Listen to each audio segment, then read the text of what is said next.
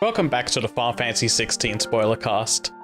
This part of the Spoilercast is going to cover all of our thoughts on the story up to the end of the Bahamut section of the game. There's a lot to dig into, so I'll just let the podcast get started.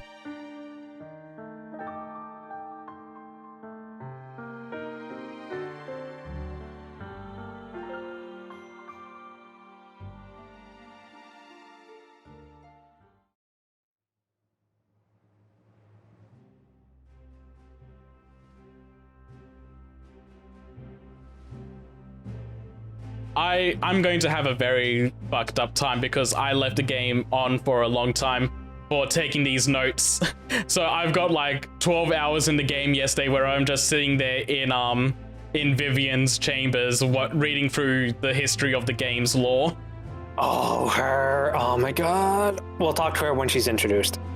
I mean, this is where she's introduced. Basically now. Yeah. But god damn it, I do know right now. It's like, fuck. Okay, Clive, you New hideaway. New hideaway is great, and it's like you definitely feel how it's like, oh, in the 5 years we didn't kill any mother crystals, and it's like it really gets like, okay, 5 years we had to like pick everything up and get everything set back up. Our leader is dead because we all were basically just followers of his cult of personality, and then they had to like, okay, try and reestablish all the connections and past or whatever that Sid had already spent like 20 years laying down. So it's like they got to get that shit back up and running, and they got it fine in like 5. So it's like, sure, it took some time, but it's like, yeah, they set up, we're all set. We even got new people, including Vivian. And whenever the game's like, go talk to Vivian, it's like, god fucking damn it, I don't want to talk to Vivian.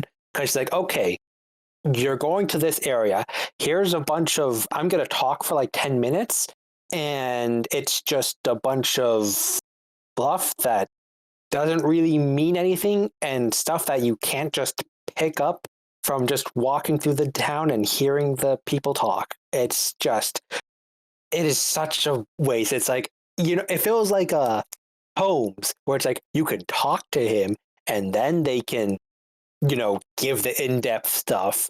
That'd be fine. I'd be fine with it, because it's like, oh, I want to know more about how Senbreck is invading Twinside and all this other shit. Okay, you could talk to her and heard that. I don't need the game to go, okay, we need to go do this. All right, go talk to Vivian for like 10 minutes. And it's like every time the game makes me talk to Vivian, it's like, god damn it, I'm gonna go do hunts now.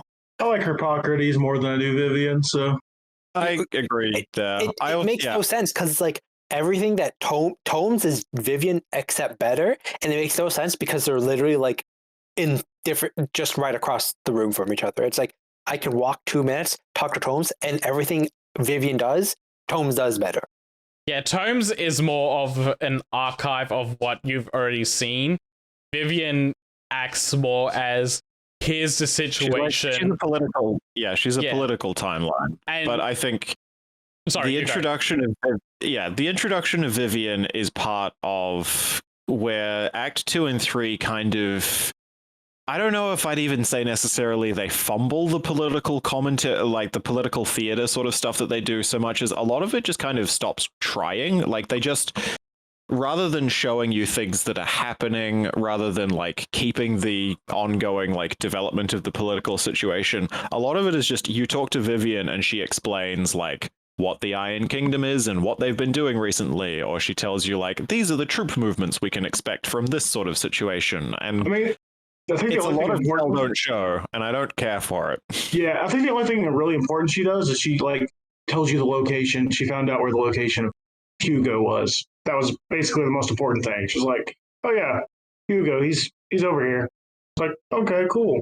Yeah, it's a lot of her being the situation map is like the story justifying why it now is a good time to go after the mother crystals, and she's the mouthpiece of, this is why you should go here now. And to play the Final Fantasy XIV comparison game, it reminds me a lot of bits in the plot for that, where it's like, you've just done a thing, you go back to like the Crystarium, for example, in Shadowbringers, and then the game has to be like okay, people may have taken a break for like weeks at a time, so let's have all of the characters sit down and restate exactly what's going on in the plot right now, so that anybody who has taken a break, that's what I've been missing. They built that same mindset in this game, and it's like, there's not 2 months in between patches. No, I don't need this. I understand why such a thing like that exists, but look, the simple fact is people are taking 2 months off a game. Like, it's on them to catch up. I understand people have to sometimes take a break, but you can't mutilate. It's like they brought that MMO. It's like, I understand why it's in 14. It's like hell, I took breaks. I skipped like 4 months before I did some MSQ shit. But it's just like, this is a single player game for a console. I don't need, like, if they take a break for like 2 months, you already have like tomes and like journals and like little things like, hey, go do this next, idiot. You know, I don't need Vivian showing up to say, okay, you moron, here's why we're going to do this. Like, it's their 14 brain didn't turn off. It's like, no, you're making a single player RPG that you can, honest to God, finish in a week if you really tried hard enough. Okay, I'm just going to quickly put a pin into this one for now so we can get a move on. We can talk about the pacing a little bit more later on. I also want to jump back a little bit, like before the 5-year time skip. There was also a little section I forgot to mention where when the Eastpool attack happened, a spy from Dhalmekia was tracking everyone, and that culminated into Dhalmekia finding where the hideaway was, and Titan coming in and absolutely demolishing the entire mountain, which is why they need to go to a new hideaway and why the 5-year time skip happened as well. Which, yeah, I completely forgot about mentioning that. Yeah. Oops. Establishing Kuka as like the overarching antagonist for Act 2. Yeah, and that's also where Gav loses his eye, and except it's like, oh, it's stabbed out, it's gross, and then he shows up later, he's got the anime line, and it's like, oh my god. And yeah, so getting a move on with the story. Yeah, so political side of it, Dhalmekia is attacking Sanbreque because of Sanbreque taking over the Crystalline Dominion, and that's putting like the major focus of, oh, now's a good time to go get the rest of the mother crystals. Like, we've been waiting 5 years. This is our chance now. But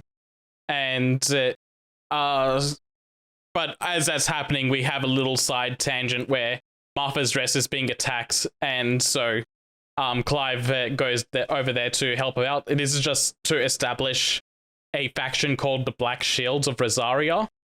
Not even of Rosaria, they're just the Black Shields.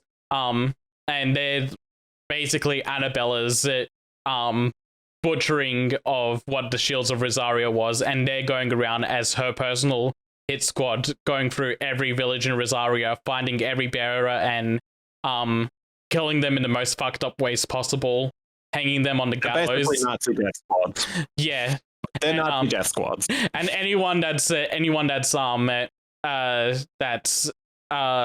sympathetic with the branded also gets punished for it. So Martha's Rest gets attacked and we have to help her out, and yeah, just find out why our mother is such a bitch. But yeah, Black Shield's never really a thing that goes anywhere either. It like isn't. They're just there being bad, and they're bad, and then you kill some of them, and then we move on. Yeah, they kind of wrap up when we get to the next section, which is the first crystal hit we're going to hit is over in the Iron Kingdom, and I like this section of the story for Jill because this is where she's like, actually, hold on, this is really important to me. This is going to be the section of the story that kind of focuses on me a little bit, and get all of my emotional trauma out of the way. Like, I was there with you when you were in some heavy lifting there. I was there when you were going through your trauma for Phoenix Gate, and I need to do this myself. And Clive just doubles down and like, yeah, no, you're with me at Phoenix Gate, so I'll be with you when you go through the Iron Kingdom. It's not like you can separate them anyway because of gameplay reasons.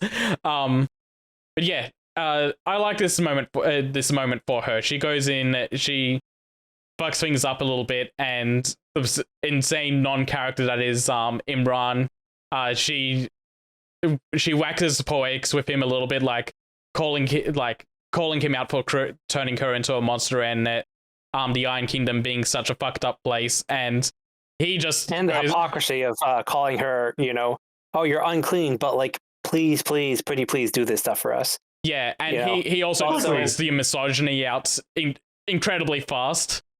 I feel like we've skipped some stuff. It's like we have, and don't worry, I'll the important guy. Hey, we skipped the reintroduction of Wade. Yeah, we've also skipped like probably the most emotional scene for me, anyways. So don't worry, Byron. I'll jump back to that. I'm just like waxing poetics about why I like this section for Jill so much. I'm also not giving him so much shit because I see this annotation that says, "No, stop. I know you're all itching to talk about Jill, but we will get to her later." So that's why I'm trying to keep quiet. No, fuck Jill. It's all about Uncle Byron, man. Yeah, Uncle Byron is we get scene where Clive is. Hold on. We'll get there. I want to cover the weight first because this goes into what Kaizer said before about the Black Shields becoming non-existent right away. So the Iron Kingdom is going to be the first target, and they have to. Clive brings up he has an uncle that lives in a port village, and he has a lot of boats, so they should go visit him and get one of his boats. And along the way, they run into this abandoned city that's overrun by these people that are calling themselves the Keepers of the Flame, and that's where we get reintroduced to Sir Wade from way earlier in the game. And there's a bit of a heartfelt reunion between Clive and Wade. And Clive helps him take down some Black Shields, and that becomes a stopping point for the Black Shield storyline. Like, essentially, you leave the rest of the Black Shields to the Keepers of the Flames to deal with. And then we move on to Uncle Byron, which is a character, for all intents and purposes, this is a character that's just been made as a Deus Ex Machina to get them a ship to go to the Iron Kingdom. But it is the most heavily emotional scene in the entire game for me. Oh man, if you count any of the guest people as party members, he's just a party member, man. He's just a great party member. Yeah, because I mean, he is a party member. He joined like the whole of getting to Dhalmekia. Yeah, he's great. He is like he's in my top. He's got to be in my top, like probably 3, maybe 4 favorite characters in this game. Straight up. That scene, Clive starts acting and seeing him just like fall apart as you realize like these aren't just imposters, like this is actually Clive. He is still alive. It's done so well. You know what made that scene so good was the fact that we've never been introduced to this character. This is the first time we're meeting him, and the emotion he's showing in the first 5 minutes we see him, knowing that he has a family member that's still alive, is just like, oh man, this is heart-wrenching for a character like who is introduced literally in that scene barely 2 minutes before it starts like laying it on like that. Like that's a scene I'm crying for, and you've just met Byron. I love how he's like, you know how many times I heard some like fools showing up to my place trying to get my fortune using the names of my dead family members. I'm gonna have you idiots killed. And Clive doesn't even say anything. He just walks to center stage and starts doing a play that he knows has a deep meaning for Byron. Yeah, it's like Jill and Torgal is like, they're not gonna convince him, so he's just like, no, stand down. And he stands up and he pretends to take the sword and he starts doing the play, and then it's like on instinct before he even it's like his body reflexively remembered before his brain caught up, and he starts acting the play out with Clive, and then the recognition comes to Byron. I can't remember the character's name that he's playing. Byron's like, you never let me play him. Just like, oh yeah, he starts playing his half of the scene as the tears start streaming down his face, because he's realizing it, but he's still he's in shock. Yeah, exactly. This dude's been dead for what, 18 years? That's how long he thought he's been dead? 18 years? Nearly 2 decades. The rest of his family was murdered, basically. Yeah. But I also, even before that part, it gives you a really good look at who Byron is as a character, because he doesn't send his household guard or something to deal with it. He stomps down the hall with his axe in his hand and busts through the door I'm gonna do this myself, because that's the kind of guy he is. You could just hear him stomping through, and he's like, Uncle Byron doesn't seem too happy with us.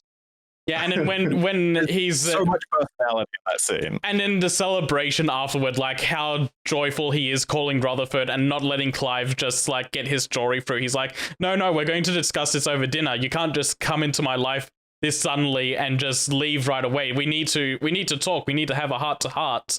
We need to celebrate that my nephew is alive. And it's like that cutscene, like how you said, oh, he cut himself, and like it establishes Byron as just like, he doesn't do like anything he does in the story by half measures. It's like, oh, Clive's alive. Well, then here, have a fleet of my ships to go sail to the Iron Key. It's like, oh, we only need one, Uncle Byron.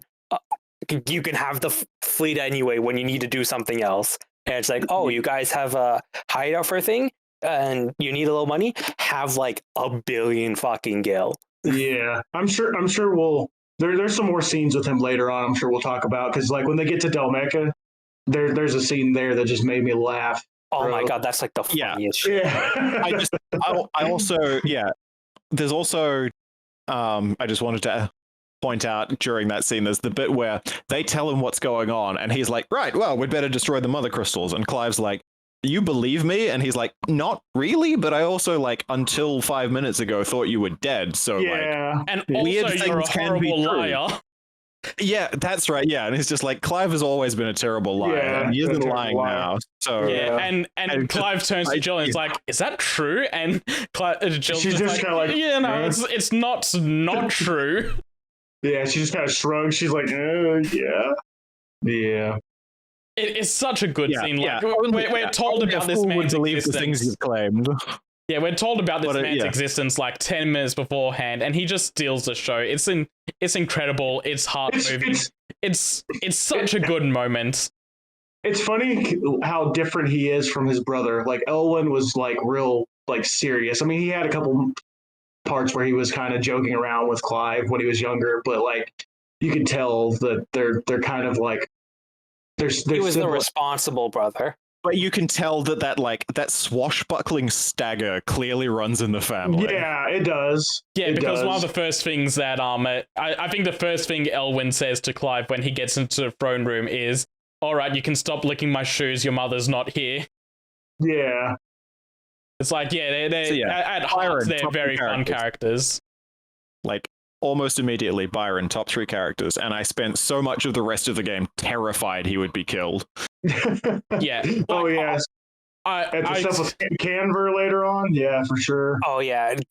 Him dying is like, oh, no. But for Gav, like, whenever we saw, like, I don't know if you guys saw, like, the old Berserk 97 anime bloopers where... during the eclipse, Guts is like, oh my god, what's happening? And then Gaston shows up, it's like, oh, Gaston, you're alive. Why aren't you dead, you fucker? It's like, that's me and my brothers. Every time Gav showed up on this game, it's like, if we keep saying he's gonna die now. No, not yet. Okay, he's gonna be dead now. I was surprised one of the cast members didn't die during the stuff that happened at Canver, really. I feel like what they wanted to do was like, we killed off a bunch of people. Not really. They were just nameless. There wasn't any main characters that died in the first attack to try and keep you on your toes. And we killed Sid, who was a that's not character. Fair. Kenneth the Cook died, and I love Kenneth the Cook. Oh yeah, I forgot about that guy. I ain't gonna lie. Sure. I'm starting to realize, like he had 2 side quests, bro, and it was to deliver food to people. Yeah, but he was very charming about it. Any of the quote-unquote good characters actually die after Act 1? It's side quest characters that died. So like, there's a side quest with Martell's, and that gets a payoff after she dies. But none of the main named characters die. Like Charon's fine, Blackthorn's fine, Gav is fine. Yeah, just on the topic of deaths in the game, they're just holding out until they can drop them all at the same time. Like you're scared so many characters are going to die, and they don't throughout the story because they're holding onto them until they can go, now they're dropping like flies. But yeah, where was I? Is everyone satisfied with talking about Byron's cutscene? I've done jacking off Byron for now. We'll talk about him again later. I guess we're going to Jill now. No, we're not going to Jill until she's done. No. We're at the Iron Keep. We go into the volcano, and now honestly, the only thing that I haven't already said about the Iron Kingdom is that they find another mural there near the heart of the Mother Crystal, and it just becomes this connecting point that maybe more of these Mother Crystals are connected to each other in some fashion than we originally let on. The Mother Crystal also has a defense mechanism where it summons a boss monster for us to fight called Liquid Flame, and for my money, it's the worst boss fight in the game. But also, Shiva's win-to-loss ratio is 0-2. They really, really should have let you play as Shiva. Oh no, there's lava. Let me, just freeze it for you so you can get through this bridge. Oh no, there's more lava coming towards you in the middle of the boss fight. Let me freeze that lava so it doesn't burn you to death in the middle of the fight. Yeah, this is more of a... Thanks, Jill. This is more of a she had to lose for gameplay purposes than story purposes sort of thing, because... Which feels just as bad. Yeah, we can't take control away from Clive, so she has to stay in the background and hold off the lava so that Clive can take out the boss himself. And they can't take control of Clive. We played as Joshua in the beginning for 1 minute, and it was 2 buttons. Talking about bridges reminds me of the scene where Sid tries to jump across the bridge and just falls through. That's just hilarious. Yeah, that's a lot of fun. But speaking of when she kills, when she's talking shit to the head priest, and then she kills him, and he's like, eat shit, father, fuck you, die. Yeah, she gets the emotional victory in this chapter. It is a nice emotional resolution to her arc. That's the problem. It's a resolution. I won't get started. But my brother, he's like, oh yeah. I was like, yeah. And then she kills her dad. He's like, what? That wasn't her dad. He's like, she calls him father. He's like, yeah, like a priest father. I'm like, yes, it's a double entendre. It's her dad too. But they don't say that. You can imply that. What? Yeah, because basically after Phoenix dead, he does basically raise her.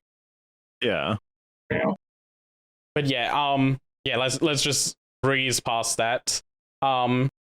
After that happens, we see Joshua, I guess it's hard to place where he is in this, because he's on the Crystal Road, which is the path between there's a section of the map that you never get to go to that's like a territory between Sandbreck and Twinside's territory, and it's called the Crystal Road. He's on his way to Twinside to try and speak with Dion. Yeah, that's what I got. He feels like he's at the gate of Twinside, basically, and this I just want to point that out. It's a really weird moment, because he's going to show up when we get to Dhalmekia later, and it's like, how did you get here to here? And you're way off course of what your mission is, because he says here, yeah, like Kaizer just said, he's on his way to Twinside to meet with Dion, but also he collapses on the side of the road because he can feel Ultima's pull attacking his body, and the medicine girl shows up again, and she's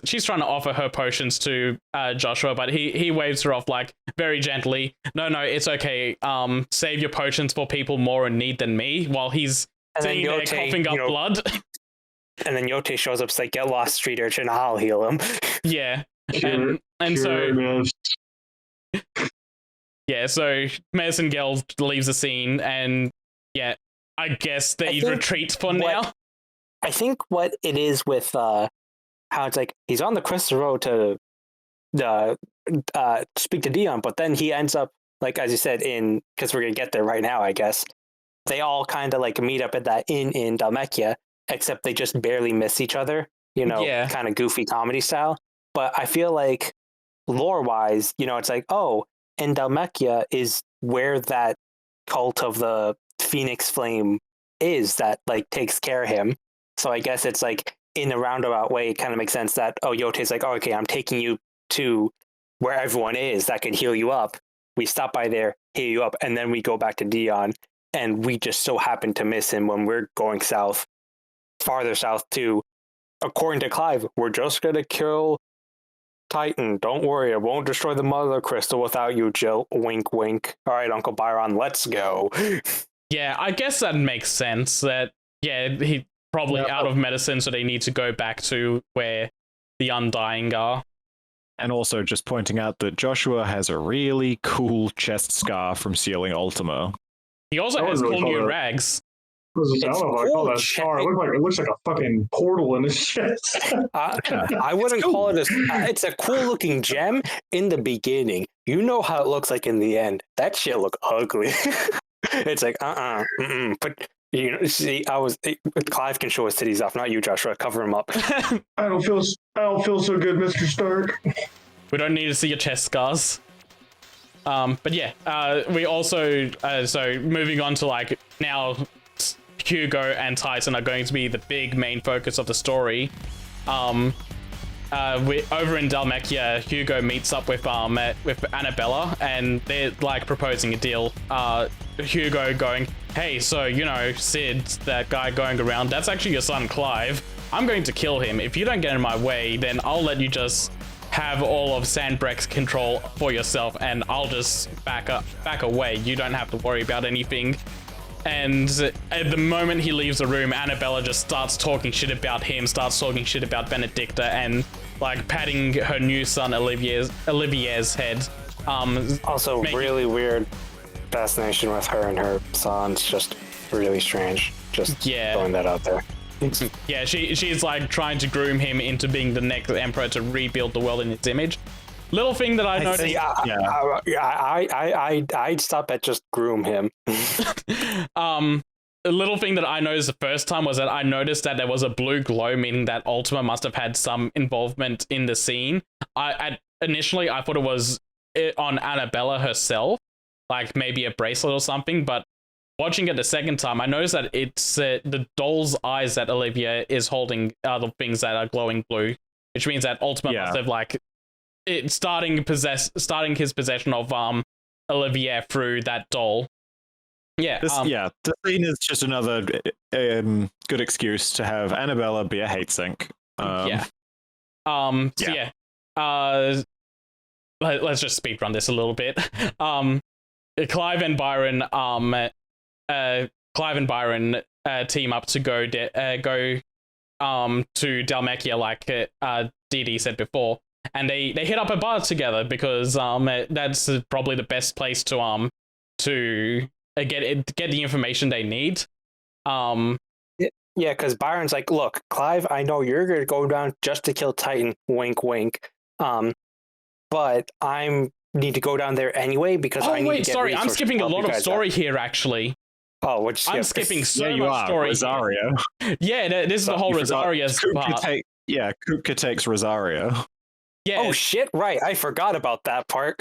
Yeah, so immediately after that scene, Kupka is invades Rosaria and is taking over that place, and everyone's like, "Clive, this is a trap." And Clive's like, "Yeah, I know, it's a trap, but this is also Hugo." I'm gonna walk out of it anyway. Oh no, we're getting your ass kicked. Help! Yeah, there's also Hugo just blatantly putting himself out into the open. I need to take this chance and put him into the ground because I don't know when another chance like this is gonna pop up. So him, Jill, Torgal, and Gav go out, and Clive and Jill get captured, and this is going to start the downfall of Jill. Just quickly pointing that out now. What I want to point out is not the fact that Jill once again needs rescuing, but the fact that you get through the dungeon section of the Rosarian city. Also, it's 03. Huh?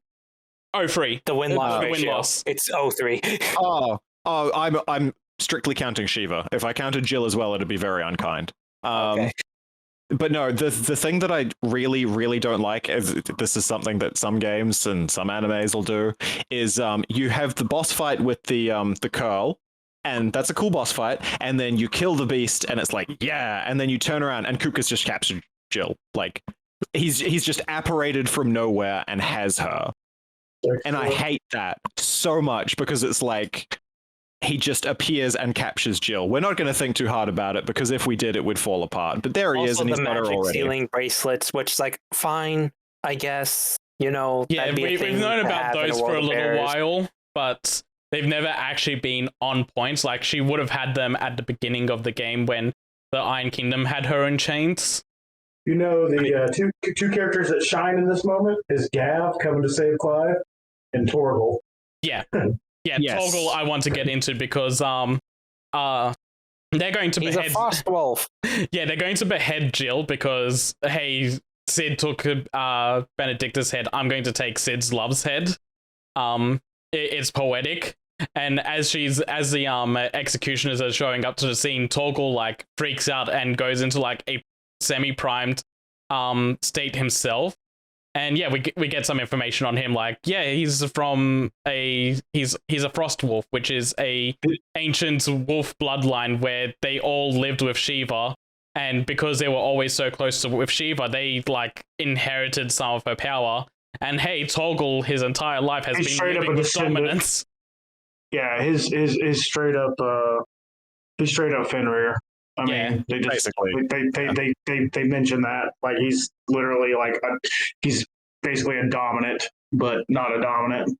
Yeah, this is very like I've stopping and examining this during my Final Fantasy mode playthrough. Like I'm curious as to why they did this, because Torgal having crazy magic powers, like other than explaining why he doesn't turn Akashic when you run around in Aether Floods with him.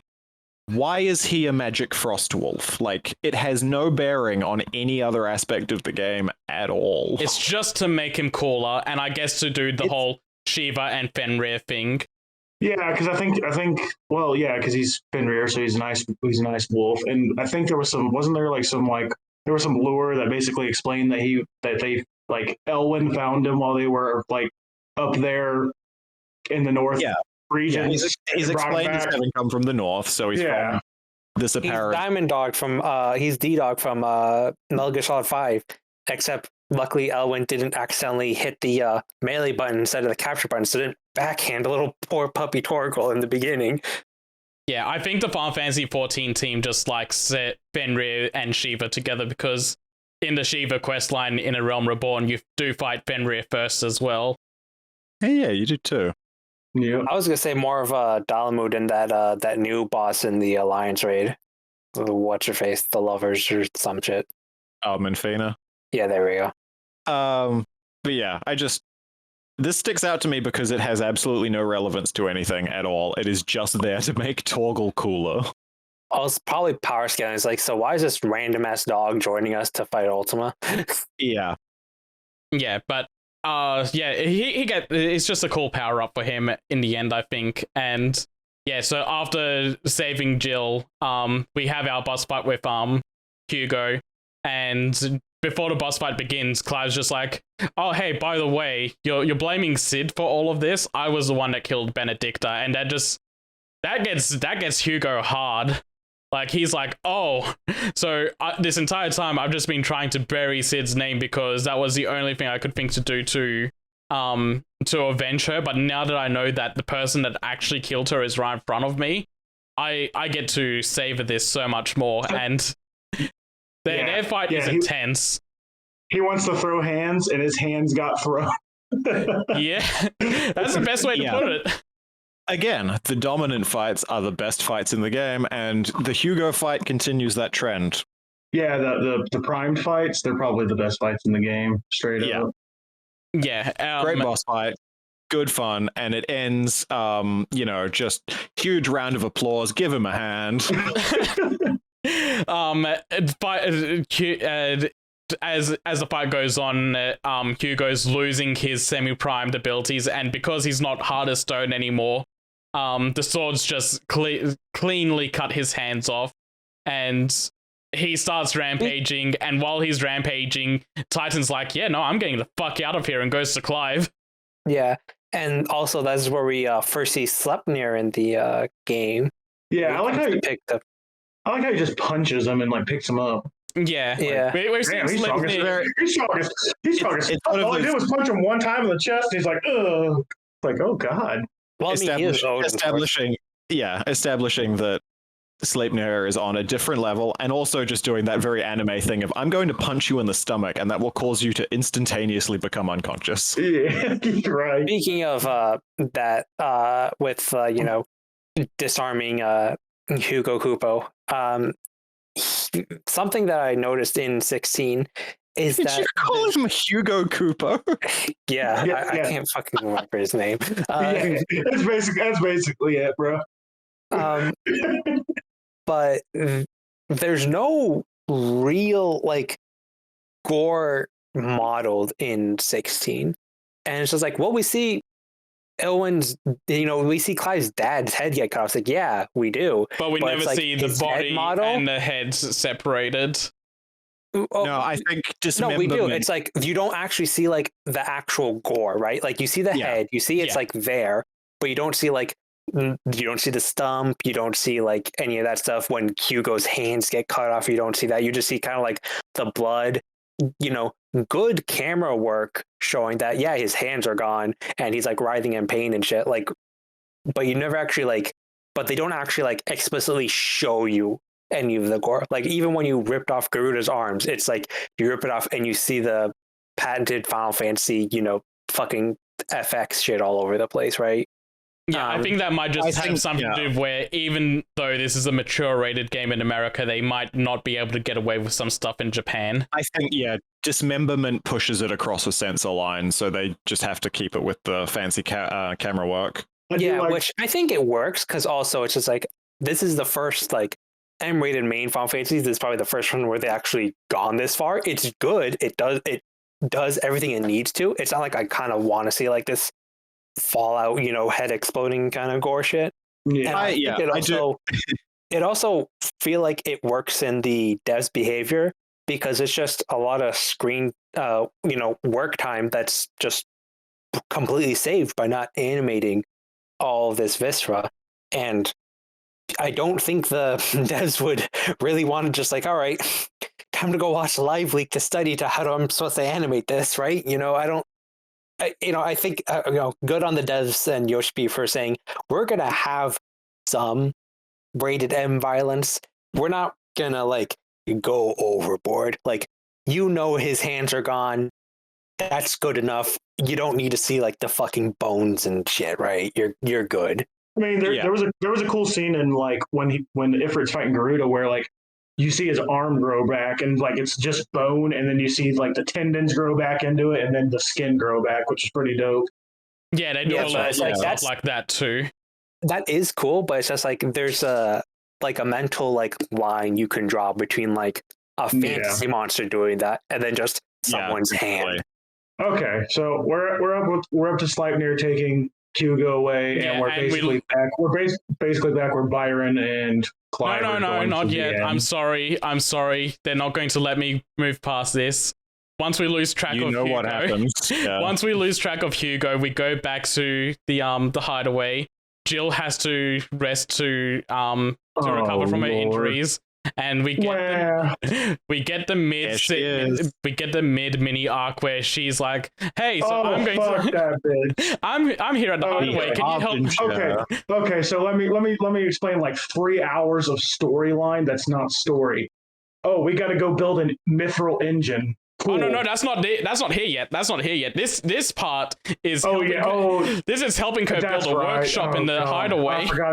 I forgot so we spent 2 hours doing the workshop, and then 2 hours with the mithril engine later. Yeah. Oh my god, I hate mid so much. I also want to point out that while I was going through my notes, not my notes, the game's situation map notes, they just completely skipped the section. We just go straight from Hugo escaping. Of course they would. Someone's like, nothing happens. I can see why they call her mid. Oh my god. Is this supposed to be like on the nose? That shit is annoying. Yeah, Midadol. It's like Midadol, they called her mid. Haha, I get it. It's self-aware. Don't do that, then. They should have just called her Midol at this point, bro. To be fair, her name being mid is unfortunate because it's a callback to Final Fantasy V. There's a lot of callbacks to Final Fantasy V. Liquid. Either way, just mid is like the harbinger of the plot is about to come to a screeching halt. You've just fought Hugo, you've got this big climactic thing happening, you've cut his hands off, he's raging out. Waloed has Wink showed up, fucking beat his ass. Waloed intervenes for some reason, and you're like, what is going on? We need to catch Kupka. And then it's like, nah, we don't know where he's gone. Even what do you though mean we don't know where he's gone? Yeah, like if it was another RPG, they would just make the assumption. Because let's skip over this and tie back into Byron. It's like Byron's just like, okay, we know they're on a boat. There are two armies. Well, one's marching south of Dalmatia and one's taking boats to Dalmatia. We don't know which one, and if we do, then it's not worth it. Go for the workshop, and then we'll march down to Dalmatia. Me and Clive, and we're just gonna kill Hugo. Wink, wink. We won't destroy the Mother Crystal. I swear, Jill, we won't do this without you. Come on, Uncle Byron. Now we're back at the bar, like 20 minutes later. But that's where Vivian actually like comes in story wise with Hugo. So yeah, she's just like, yes. That's her one. That's her one and done. Hey, I know where Hugo is. Awesome. Now you won't be relevant for the rest of the game. Yeah, she's we still have to mandatory talk to you. But also, like, ship stopped at Dalmatia, where Drake's Fang is. Maybe they dropped him off there.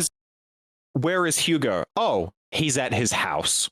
That'd be the first place we'd check. The Mother Crystal. Thank you, Vivian. I did not need 20 minutes of that shit of fucking maps. It looks aesthetically pleasing. I'll give it that, but like, fuck me, man, come on. Even if he wasn't, like, Hugo has been captured. His men are in disarray. Now is the time to move on Drake's Fang. Like, there are any number of reasons that you could have gone immediately there without needing so much filler.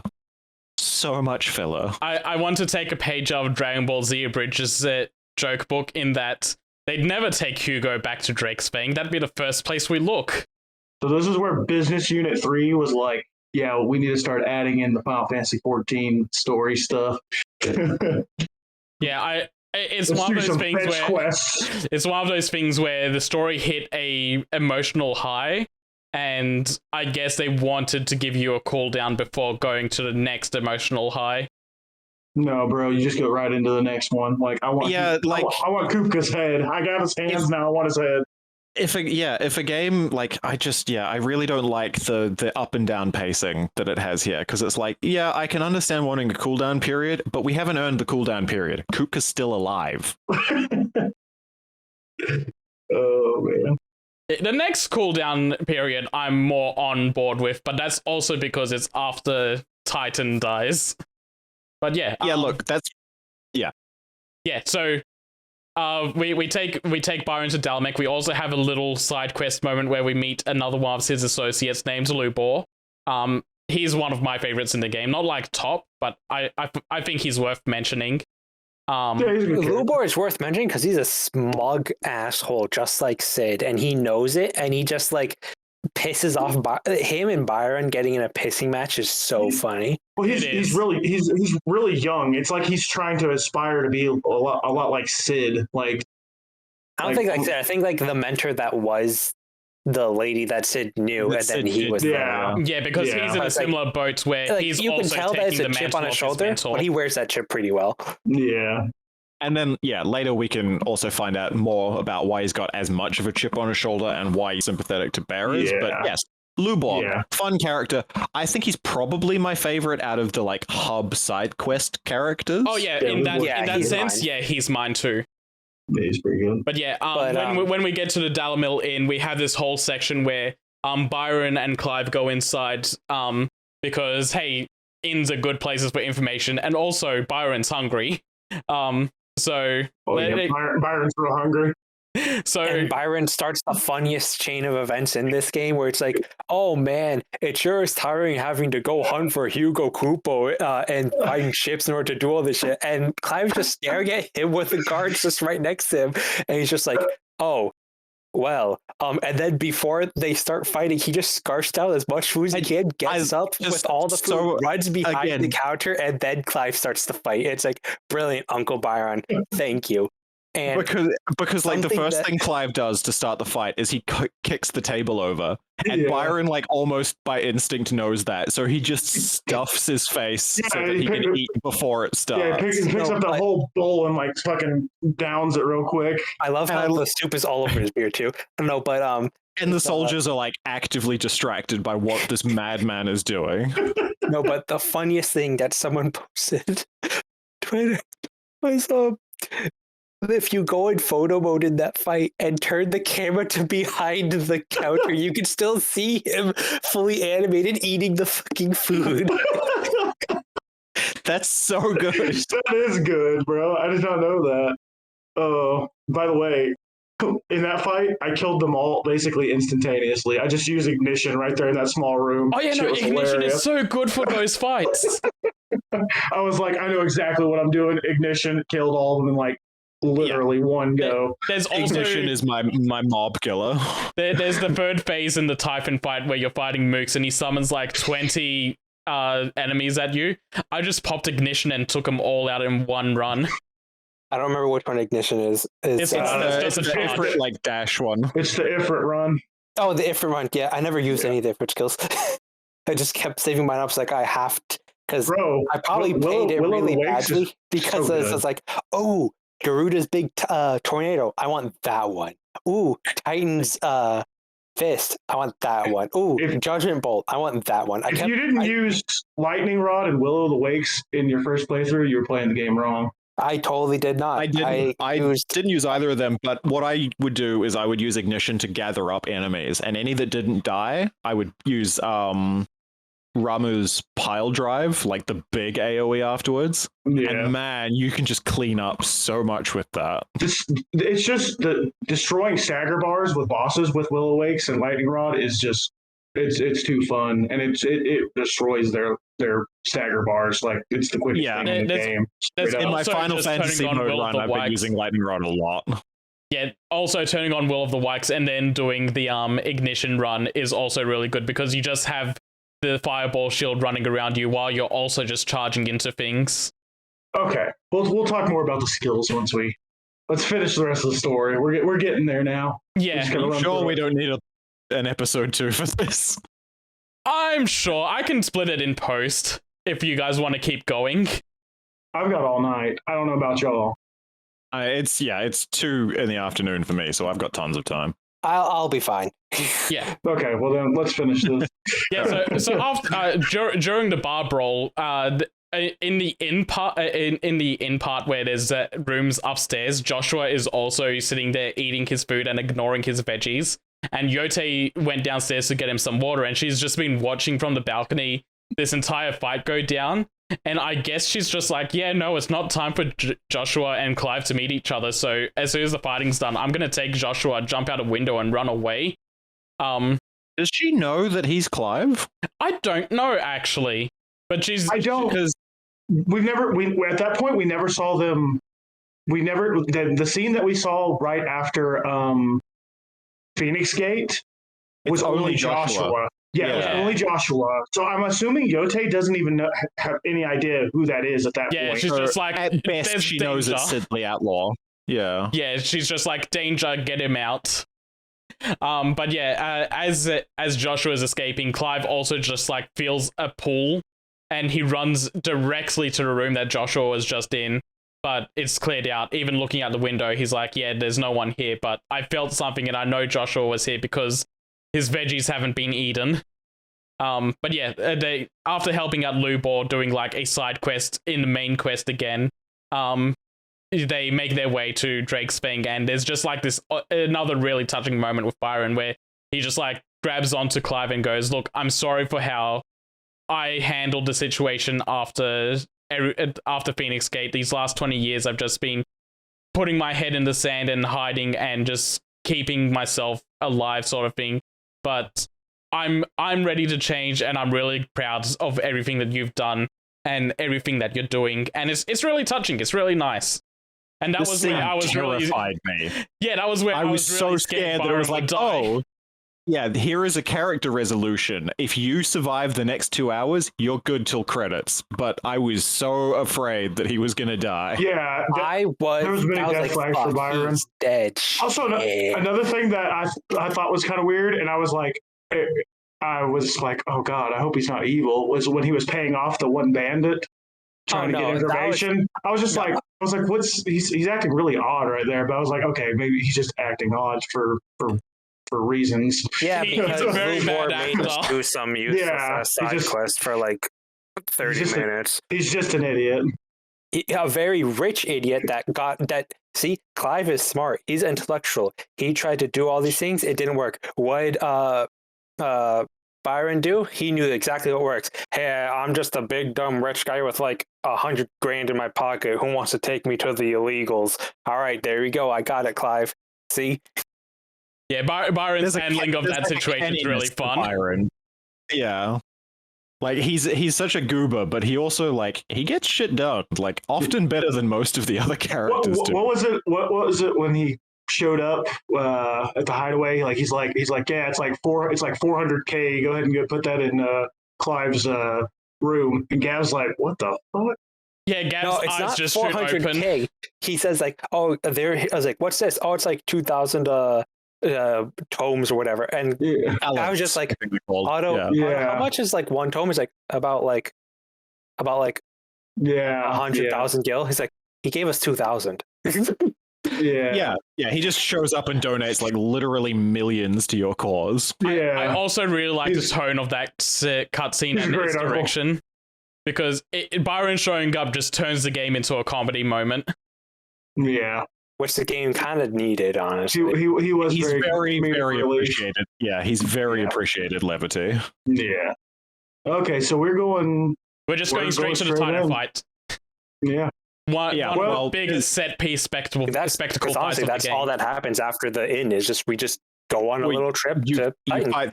You fight through some Ultima mooks, and it's like, ooh, Waloed seems to be in league with Ultima, and that comes the ogres are there, and just like, hey, what's going on? But we do get to see some of Hugo dealing with the fact that he doesn't have hands anymore, and his crappy like made of metal ones that don't have working fingers. Why the hell would he try to pick up a spoon or a fork with those fucking hands? He's a big man. He doesn't need help, and the moment that it doesn't work, he's going to smash the table.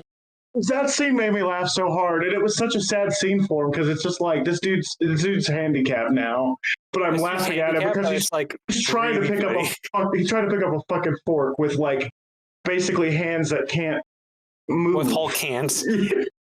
It's the same sort of concept that happened with the Benedicta thing before, but except where it was Benedicta lost Garuda and lost her will to live. It's just Hugo lost his hands and lost his will to live. Hugo's lost his hands. Yeah.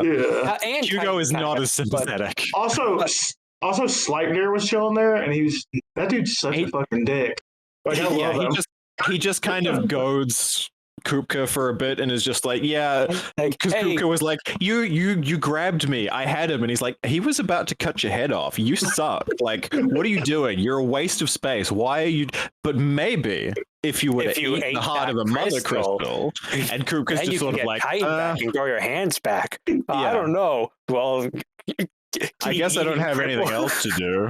Yeah, and Cooper gets to the heart of the Mother Crystal, and he's just losing it. He sees Benedicta there, and he's like pleading with her, and then Ifrit bites down on her neck, and then it turns into Clive, and he's losing it even more. They're all naked. Just want to point out that scene's quite hot.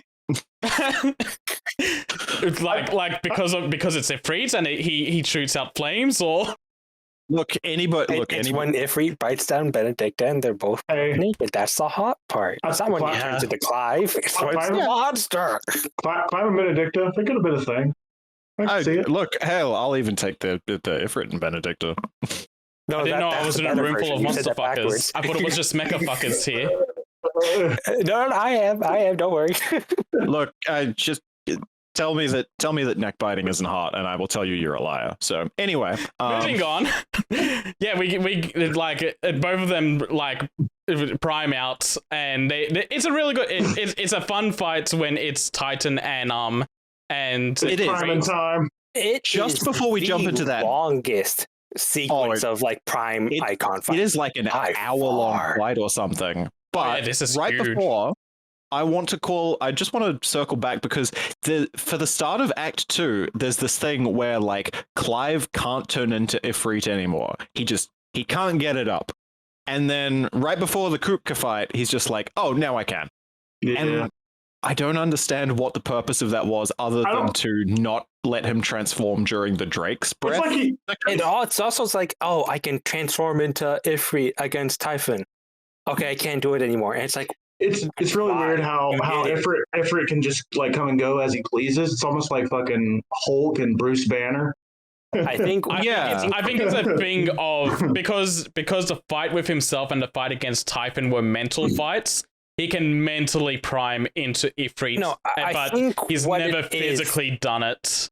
I think what it is for me is like, he managed to like kind of grasp hold of the priming power with the shadow fight. And then when he fight Typhon, he was able to fully transform because his like mental state is better. But then like Sid died like immediately after, so he kind of like stepped back. You know, I just feel like it wasn't described well enough. It's just like I could transform. Damn, Jill, I'm sorry that I can't transform. What the fuck? No, that's a good point. I at first assumed it was because after the whole stuff with Sid, after Ultima tries to claim him, it like puts a block on his powers because Ultima's done something, and that makes sense to me. But then you also pointed out that the fight with Titan is actually the first time in the real world and not in his mind palace that Clive has actually turned into Ifrit by choice. Yeah, and I think that was just like that's my read on the situation, is that this is the first time he's physically done it, and every other time it's like he's mentally done it, but he's never been able to get past the hurdle of being able to do it in real life.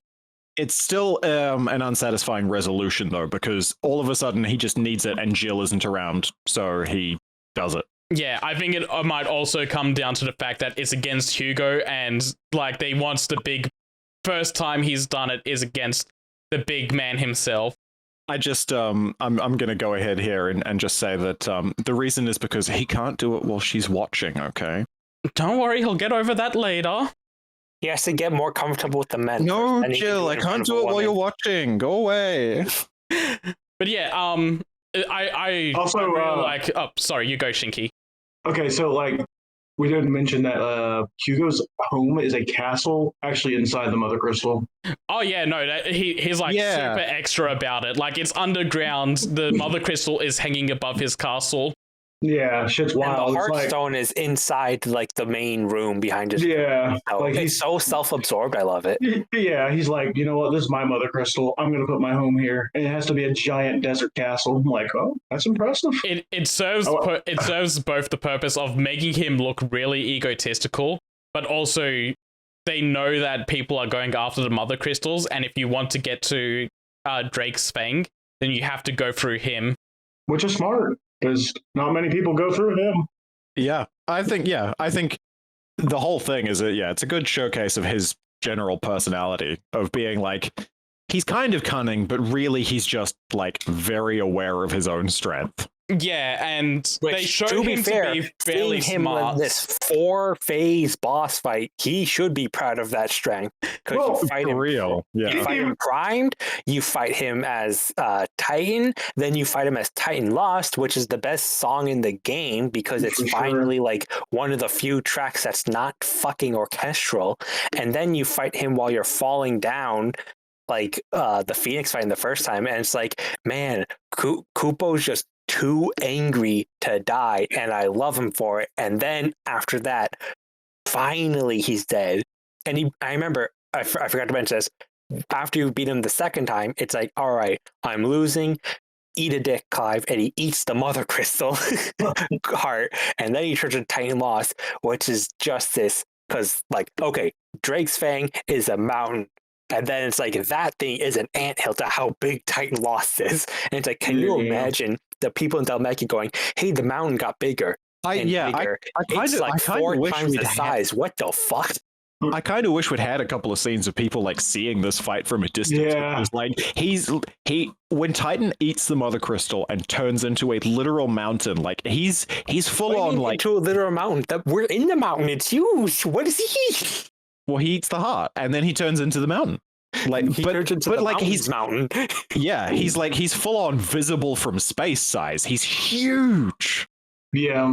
Before the Titan loss, he had mentioned during the actual fight with Ifrit, Hugo mentions like the whole I'm going to be king of the world and you're going to be my queen aspect with Benedicta, still showing his like he's better than everyone else kind of thing. Yeah, and also still somewhat delusional if he's calling out to Benedicta. Something I really like about the first phase of the fight is that Ifrit is like Clive is still learning how to control Ifrit, and he's learning by fighting Titan. Like he sees Titan erect his shield, and then Titan counterattacks, and he's like, "Hold on a second! If he can do that, then I can as well." And then he does an attack in a cinematic, and then it just unlocks that move for you to use as a thing. And this is going to be a thing for the next couple of fights. It's just that every time you do an Ifrit fight, you're unlocking more and more of Ifrit's abilities as Clive's getting used to fighting. He also says the exact line twice in that fight, because he does it again when they're falling down the fucking hole, and he's like, huh, if he can do it, maybe I can too, and starts absorbing ether. Yeah. I kind of appreciate that, yeah, like Clive, because it's not even just in this fight, like he does it a couple of other times as well, where it's just like, if you, he does you have this ability, I have this ability. Like, you know what? Fuck you. You can do that. It's mine now. Except it's not more like a mimic type thing. It's more like, well, if someone can do it, then it's possible for me to do it. Because you're magic power, I'm magic power. What's the difference? You're earth or you're ice and I'm fire? Fuck that. Same thing. Well, also because he's mythos. That's true. That true. We're getting there. Yeah. And yeah, the Titan Lost fight, like everyone said, one of the best songs in the game. At this point in the game, has anyone even actually called him Mythos yet, other than Ultima? I think Ultima did. Sleipnir does. Sleipnir does, yeah. Yeah, when he comes to grab Kupka, Clive, I think, tries to stop him, and he's just like, another time, Mythos. Yeah. Although he pronounces it interestingly. Yeah. Yeah, it's like it's like an elongated Y with an R at the end of it. He sneaks a U in there, Mythos. Mythos, yeah. The Waludas have a really interesting accent. But like I forgot that until just like we're mentioning Mythos, that the Ifrit version of him during Phoenix Gate calls him Mythos, but it's like just in the fucking Ifrit gibberish. Yeah, they do that too. Because you're like, what the fuck does Mythos mean? Back when the game first started, you're like, what the hell does that even mean? And yeah, D.D earlier said these can become Asura's Wrath fights. This is just an Asura's Wrath fight when it gets to Titan Lost. Like, this is all spectacle and set piece, and I don't know how well it's going to hold up on a second playthrough. Probably not well. I feel like this might be cool, but I feel like this is something that Trin might want to quickly jump in on if she's had something to say to you about this, Shinki, with Titan Lost specifically. Specifically, like, me and her both have already platinumed the game, and so I've obviously played the second playthrough. It's just the music still hits, man. That's for her and for me both. The music still hits real hard. Like, I think it's the best music in the game, other than maybe, like I said, Typhon and Bahamut's theme, probably. Yeah. But yeah, it's and like she said, it is very Asura's Wrath. Like the whole flipping and running up, like basically this god. I mean, you're tiny compared to him. So it's God of War. It's the God of War fight where you're fighting against Kronos. It's the same size. It's very God of War. I think the thing she was complaining about the most when it came to Titan was the last fight. Yeah, and I kind of agree in certain ways. Like the whole him Ifrit coming down with his like one of the appendages and just like slapping through Titan Lost, and that right there should have been the kill shot. Just saying. The whole mountain in half. Yeah, the whole falling through Titan Lost, because that's basically the insinuation, is they're falling through this fucking mountain the whole time. Which brings up the question: is Titan Lost a mecha? Which I say he is. I don't know, man. I don't. I think Hugo should have died right then and there. And that's how Trin feels about it too, man. I'd agree if I hadn't watched. Sorry, I just want to quickly get this out. I'd agree with that if they hadn't shown the kill shot in trailers, because when the kill shot happened, I was like, man, that was a really satisfying fight. It's a shame that they showed that shot in a trailer, and so that last final push, that's really like, it really emphasizes that Hugo will not quit, and it's short enough that I can appreciate Hugo not wanting to quit. I found that part It's a lot of it so long. A lot of it comes down to they showed that final kill shot in a trailer, and I would have been disappointed if that was the kill shot. So having that last little bit as the send away that they never showed before hits me a little different. Now don't get me wrong. The music in the fall sequence is really great. Like, but I just don't think the whole falling sequence was needed. Like, I don't think he needed an entire extra HP bar, especially because the gameplay is kind of like, I think that's, from a gameplay perspective, I think that's the worst part of the entire It's probably the weakest of all the Icon fights, that last bit. You know what I wish they would have done with that part? Like, I would have been okay with them going ahead and doing that last fight, but not, like you said, not a whole nother health bar. They could have easily done that with quick time events. Easily. They could have just done some quick time events. They could have done it as like the Phoenix section. Yeah, they've already done a quick time event fight as well when we had the Ifrit versus Ifrit fight earlier. So they could have gone away with doing it again. Probably not like exactly, but like MGS4, when you're doing the final boss against Liquid, and it's just like the final fight when you're hearing Old Snake play in the background. It's like it's not a health bar. You're just like, oh, just land 10 hits on Asa and then the game's done. Right, we didn't need the whole ass extra like seeing the health bar. I was like, oh my god, this could take forever. Because it is like, I think it goes on long enough that it is a bit of a bad note to end on. After you pull, like, you drop from the sky and you plow one of its tentacles straight through its head, you smash it to pieces, and then you've actually still got about like 8 minutes of fight left. Yeah, if it was just shorter, it would have been perfect. Because like, you smash through, and then it's like one last desperate push to kill you, and it's like that would have been great. That's what they were going for. It's just a little too long. Yeah. Yeah, and then after that fight's all done and dusted, Hugo's like half a body now, and it succumbed to the curse completely. Like, he's completely stone and just a torso and a head now. And Ultima shows up finally. Like, he makes himself known to Clive again and tries to take his body, but Clive just gets his composure back and bites off Ultima, and then Ultima's just like, okay, I'll come back another time, and disappears. And into yonder, Ultima tries to give Clive the bad touch, but Clive goes, that's my no square. He's like, all right, fine, I'll come back later. I'll come back when you're older. There we go. And all the way over into yonder, just watching from a safe distance, Barnabas and Sleipnir are standing there watching Drake's Fang dissolve and calling the death of a Mother Crystal beautiful. Like, another hint that of like Barnabas has something going on with him. This is where Sleipnir mentions the whole, we're the ones who put Benedicta's head in a box. Which I feel like most people probably could have figured out already, but I guess Yeah, you need confirmation that it was not in fact Sid because you're illiterate. Yeah. And then we just now we start heading into like the Dion section of the story, and we see Dion with his retainer Terrence. They have a tender moment, and by tender moment, I mean they have an on-screen gay kiss that didn't need to get the Disney treatment, and refused to get the Disney treatment, which caused this game to get banned in Saudi Arabia. And which, as a tangent, Spider-Man 2 on PS5 is getting the Saudi Arabia treatment. They are censoring some stuff in there. It's like, man, Square Enix did it. Why can't you? Come on. And Square Enix did it, for God's sake.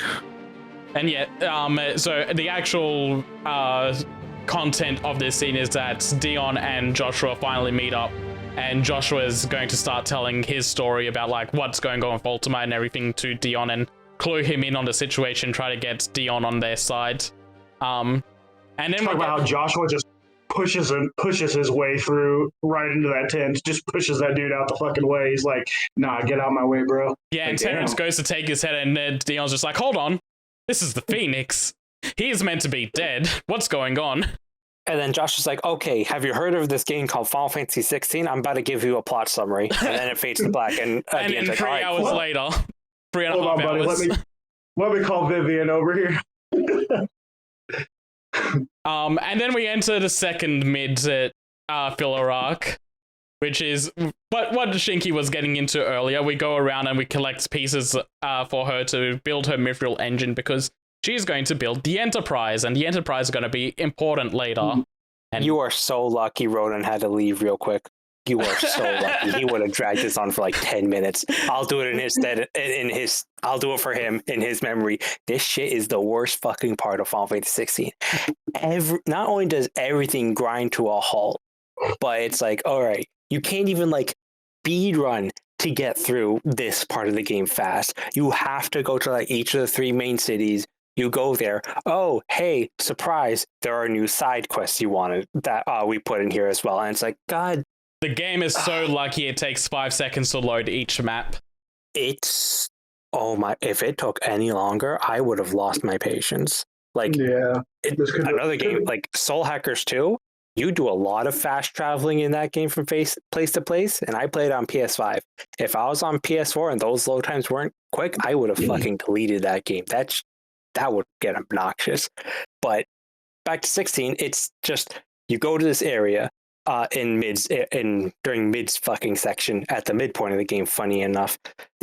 It's just, okay, go into this area, help Martha do some dumb fucking shit, just some random side quest, essentially. That's it, a main story quest now. Oh, hey, look, there's like 2-3 side quests that are now available before and after you beat the thing you're supposed to do in this area. Don't you want to do them? And what's worse is the plus missions where it's like, I need to do these. I got the white chocobo from this. I got the flower. I got the increased healing. So it's like, oh, fucking God. So it's like, okay, 1-2 plus things is good enough, but just like, there's a lot of these quests that show up, especially in the hub area. It's like in the hideout, it's like, okay, here's 8 side quests to do. And it's like, oh my God, you're making me do 3 long ones mandatory for the MSQ. You gave me like 2 in each of those areas. That's like 6. And then you have the balls to give me like 8 in the hideout. I'm losing my patience with you, 16. So you're turned your stupid MMO mindset into a single player RPG. Wasn't one of the things you had to go collect oil for her? Yeah. Yeah. And we actually skipped that town, I believe. I don't think we mentioned that. The town where basically Annabelle like straight up crucified a whole bunch of people. We kind of skipped over that to get to Byron and Wade.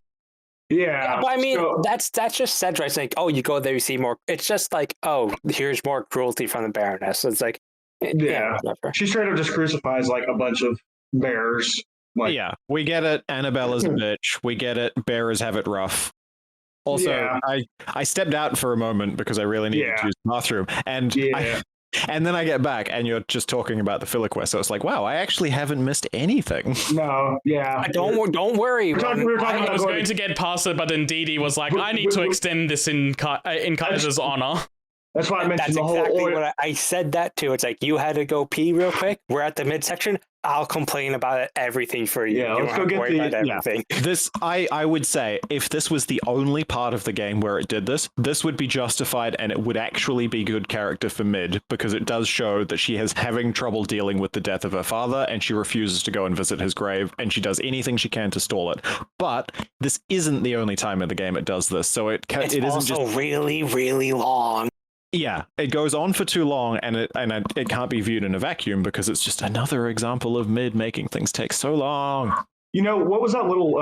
I think the town was called Amber, which was like going towards Rosalith when the stuff with Hugo, and the town like basically like turns you away because like they just don't want any new people there because the Black Shields are like watching them and shit. I think you might be right, but yeah, I can't remember the name of that town specifically. You're right. It is Amber. They're like, hey, we're here to ask questions. They're like, fuck off. The Black Shields are going to kill us if we leave. You come back and they're Akashic, and it's just like, okay. So okay. I wasn't the only one who went back there to see what happened. Yeah, like that whole village, like not even like a few hours later, if you go back there, like Clive has more dialogue. I do like the fact that when you go back to certain places during certain time points, Clive will have dialogue, and so will Jill if you go back. It's pretty interesting. Like if you go back to like Eastpool after everyone's dead, you can see their like graves there, and like Clive talk about what happened and everything. So I thought that was interesting. Yeah, no, that's all really cool stuff. And yeah, also with Eastport, like, you go back after the time skip and it's taken over by bandits, and that's really interesting just to see, like, yeah, it's just enemy placement in the world, but it's interesting to see that they're thinking about these sort of things and filling the world out with every small story sequence that's happening. Yeah. Yeah, it's cool that they're showing, like, certain areas, like, they're progressing. There's something happening there. It's not just the same shit always happening.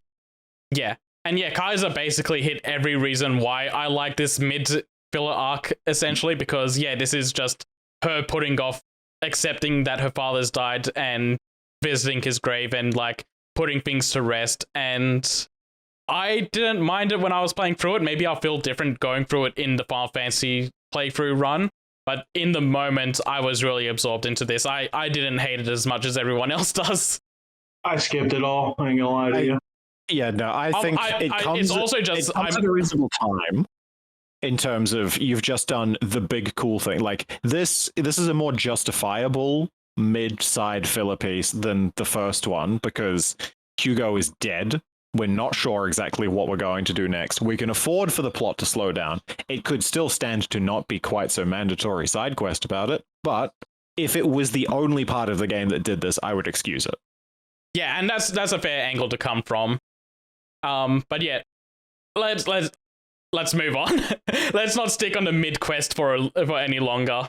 But yeah, you visit Sid's graves, and Charon and Goots show up. Goots being her grandson, and someone that's shown up throughout the game. I don't think I've mentioned him at all, but he's like a big burly dude that carried Jill on his back to get her to the hideaway the first time. And he's also the best. He is one of the best. He's a big heartwarming Everybody loves him, yeah. Yeah. And Charon gives Goots to go ahead to join Clive's party for a little bit to get him through this area called the Bocklad Markets to get into Twinside, because they're not getting into Twinside without his trader's pass. And so when you get to Bocklad, he loses the trader's pass and starts a little side quest story for where you meet Eloise and Theodore, the last of the Sid associates that are going to be in the game, and they're okay. They're siblings. This section comes too close after the last midsection, so they're like on their own. Theodore and Eloise are good characters, but man, like I was getting really sick of it. I like Theodore and Eloise a lot. Like I like them a lot. Like where they're at in the main storyline isn't all that great, but their side quests are pretty good. Like the side quests with them are great. That's the biggest problem. It's like where these side quests do and what it does for these characters is nice. When they're introduced is bad. Because every time they introduce them, you have to do a mandatory side quest to explain who they are and what they do. And it's like, I just finished a section. I've had like half an hour of running through the desert at the very most. Please just let me have more actual momentum. Fun fact for Eloise, she is Lisa's voice actress from Final Fantasy XIV. Oh, nice. What an upgrade. She plays a better character. Yeah, I was about to say the exact same thing. She's playing a good character. Also, you just mentioning as well, Zemeckis, incredible aesthetic. Really neat area. And it's a shame that nothing on the main story quest touches on why that happened, and you have to go into the tomes to find out why there is a massive crater. It's like Made in Abyss, except there's no like people diving into the hole. I haven't seen that show. I just know people go into a hole or some shit, and it's like fucked up, I guess. I like how the only thing that's mentioned is Clive is like, oh yeah, this is where gods fought men, and basically man lost, and that's the reason why we have dominance and bearers. Like, oh, okay, interesting. Yeah, and side quests just kind of make fun of it. It's like, yeah, so when we're done with things, we're just going to chuck them into this pit so they're never seen again. And it's a lot of inferring the history of the worlds to try and piece together what happened there. Oh no! If you max out like the tomes experience, it does straight up just tell you exactly what Zemeckis is and what happened. Oh, yeah. Okay. I haven't gone back and read that then. Yeah, no, it was the site of one of the mother crystals. Oh no, I know that part. And I know that it's like a mother crystal that got destroyed and caused that crater. I just mean like you have to infer what happened with the Fallen and things like that. Oh yeah, no, the lore entries straight up state that as well. Okay. But yeah, so while Goots and company are looking for his trader's pass, we also cut a couple of times to Dion confronting his father about the things that are happening around the Empire, and straight up says, "Hey, you've been a bit of a dick lately. Are you all right, or are you under the control of Ultima?" And Sylvester's just like, "Who the fuck is Ultima? No, I'm speaking my own mind. Yeah, sure, Annabella's council has been swaying my opinions a bit lately, but no, there's no Ultima that you speak of. I'm just doing everything because I'm a dick." And so Sylvester and Olivia leave the room to go speak with their council, and before Dion gets to leave, Annabella just starts chastising him and pushing all his buttons and twisting the knife that's already in his back. And we just get like, we leave off this scene with her in a smug look, but to avoid coming back to it later, she just starts going, "Yeah, no, you're like filthy blooded. I know that you're from a whore mother and you don't deserve to be emperor, which is why I use my powers and convince Sylvester's astrologers to tell him lies and make him believe that Olivia should be the next in line instead of you. And all you're worthy of being is being Bahamut, just a tool of war for us." And it's just like, man, yes, we get. She's so evil, and it's just like when I heard that, and it's just like, oh, the only thing is like you were born from a whore. You're like not pure blood. It's like I use my skills or whatever. It's like skills of what? Opening your legs? The fuck? You didn't. You haven't. I can't remember exactly what he said, but he calls her like a filthy wretch. Yeah, he just goes like, "Tongue forks wretch." Head. Yeah, I love that insult. But yeah, Annabella's Annabella has problems that are going to come up. Yep, she's very hateable, and you feel very sorry for Dion because it's like, man, how long have you had to deal with this? Longer than nearly at least 18 years. Yeah, longer than 18 years. Yeah, he's had to deal with his mother longer than Clive had to. Oh my god, you're right. Clive was 15 when Phoenix Gate happened. Yep, and it's been an 18-year time skip. Yep. So Dion literally dealt with Annabelle longer than Clive did. Oof. One more L for Dion over Clive, I guess. I guess they really, I feel really way worse by the end, huh? I really feel bad for Dion compared to Clive. And yeah, I kind of wish they would have had like a moment where they were like, you know what? We are brothers. Like, but yeah. I think it's a shame Dion doesn't get a chance to interact with more of like the main cast because he's a really good character, and I think him being sort of like, he's not exactly idealistic, but he still has that chivalrous knight sort of thing to him, even if the world is kind of a shithole. And I think that would have been good, like playing that off Clive's much more sort of cynical realist perspective. Yeah, I feel like the reason Dion doesn't interact much with the main crew is because, he becomes out of commission, and then he goes on his own personal redemption quest line that just, ends up at them and at the final fight and finishes at the final fight. It's like he does his whole character arc on his own. Yeah, and just to avoid like some more back and forths, just continuing on with Dion's story here is that he goes back to his encampment. No, he doesn't even go back to the encampment. He goes into like a meeting room where he talks with Joshua, and he's just like, "Hey, so there's these things that have been going on here. I want to make sure that I deal with my shit before joining you on your quest to stop Ultima." And Josh was just like, "Yeah, no, I get it. My mother's a bitch. I'm sorry you've had to deal with her." And Dion's just like, "Yeah, no, she married into this house, so she's my problem now. You don't have to worry about her.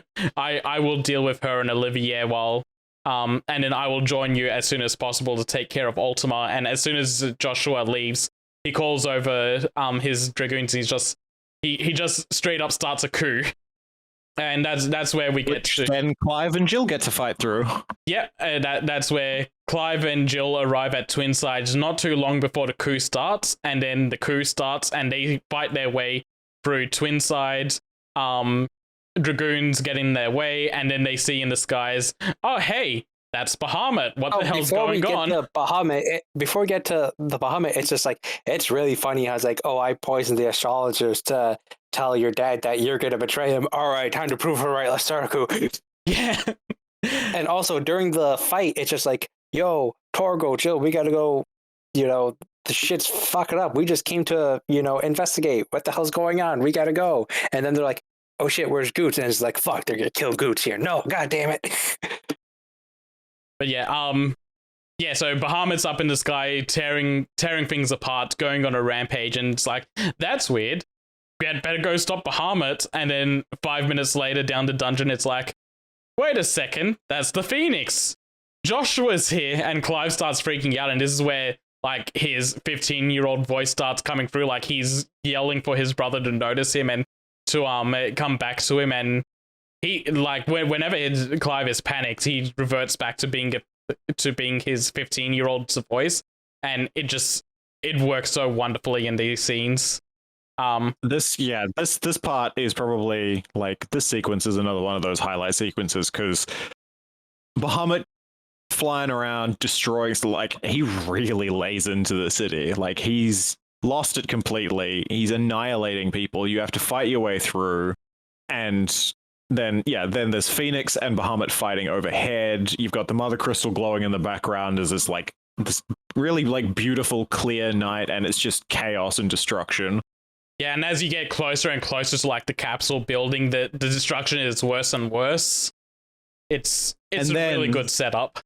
Yeah, and then you get that bit where the Mother Crystal, like the heart of the Mother Crystal, appears on the top of the spire, and Bahamut tries to destroy it, and then it does a thing, and it's like the entire Mother Crystal just disappears, and then suddenly this big crystal thing emerges from the ground, and, like, this whole segment is just like, what the hell is going on? Yeah, and they're really relishing this moment because, early spoiler, this is like the biggest moment the game's going to have until the ending. This is like their last big set piece, and they go all out with it. Oh my god, it's so cool, because now we're actually in, because we don't even fight Dion primed, we just go straight into the icon fight. Yeah, and even before the icon fight, we get to the capsule building, and Clive finally confronts Annabella, and she just starts laying into him, and, like, just seeing him and Jill, she doesn't miss a beat. She just starts throwing insults at them, and then she starts breaking down, going, "It should have been you. Like, you were the firstborn. You were meant to be the Phoenix, and then it rejected you, and that got people talking that maybe you were a bastard child, and I wasn't worthy, and people were talking down on me and talking down on the family." And it wasn't until Joshua came along and became the Phoenix, but then even then, Joshua is just a sickly little child. He shouldn't have been the Phoenix. And she's got a lot of pent-up stress over, like, I guess, like, the nobility of her bloodline and believing herself to be better than everyone else. And when people started looking down on her, that set her over the edge. It doesn't make her any more sympathetic, though. She is a vile woman. Basically, the whole summary of this little thing is like, damn, rich people are cunts. Holy shit. And yeah, she Annabella and her eugenics. When she brings up Joshua, Clive's just like, what do you mean? Have you not looked out the window? Look over there. The Phoenix is fighting in the skies right now. And as he says that, the Phoenix crashes through the side of the building and reverts back to Joshua. But she doesn't take notice of this at all. Like, she's too busy cowering with Olivier, trying to protect him. And that's when we get Clive turning into Ifrit to protect his brother in, like, a really cool spectacle. And it doesn't get brought up, but I kind of wish we got something out of Annabella seeing Clive turn into a second icon of fire, and like her reaction to that, but they never touch on that ever. Annabella gets enough screen time that it is not an excuse that she is as underbaked as she is. Yeah. But Clive straight up goes anime style with that transformation. It's pretty good. You're, like, full on just walking straight into the like beam and everything. Yeah, and the transformation like erects a firewall to protect everyone as he's turning. Now that I'm thinking about it, why didn't Jill become Shiva and help out during that fight? She could have easily done that.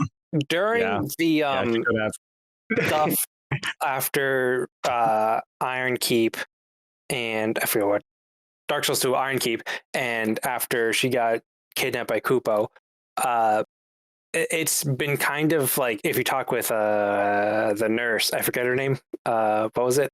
Talia. Oh yeah, damn it. Talia. The best girl. Talia.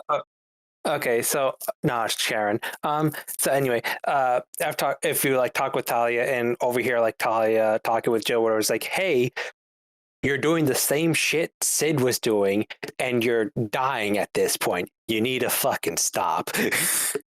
Yeah, there's also the point where after she turns into Shiva at the Iron Kingdom, where once the transformation's over, she's collapsing and coughing blood over herself, and I just kind of get the impression that with that and like everything that Talia says, like it's more of a slight show, but then start telling instead of showing more. Is that if she does it again, she's just going to die? Like the grace will take over her. I think one of the... I saw what happened with Sid. He was turning to stone. He had like months left. You're lucky you don't have any stone showing, but if you keep this up, it will. And so I figured that's why she kind of like doesn't, like, she still fights and does like her ice powers, but she's like, I'm not priming because I kind of don't want to end up like Sid.